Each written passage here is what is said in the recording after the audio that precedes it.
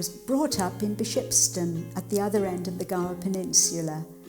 I went away to college, to Aberystwyth, where I became a Christian, and then to Croydon, where I was teaching, and finally came home to Gower.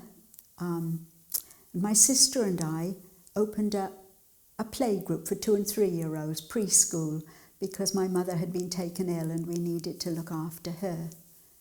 So I've been coming to Burry Green as my church for about 50 years now, since I came home.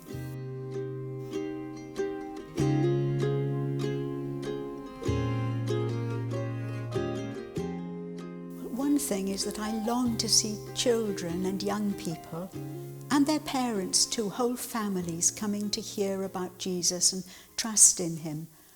And there aren't many families, whole families coming, but we have Sunday school on a Sunday during the service. We have a children's meeting during the week after school, and Y-Zone for the teenagers. Recently we've been going into the local primary school to do Open the Book, which is a great opportunity to tell Bible stories.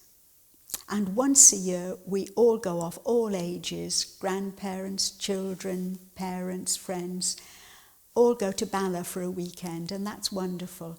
And there are good leaders there. The children enjoy it, and they discover that there are all sorts of people who are Christians, and they're not all my age.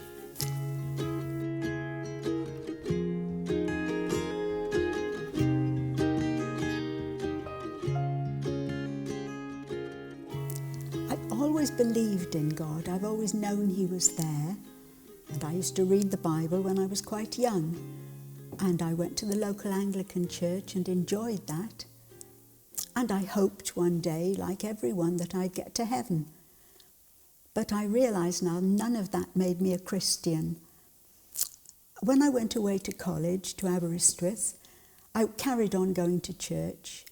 And at the end of my first year, I heard a sermon about heaven, about the inheritance that we have there, reserved for us, incorruptible and that fades not away.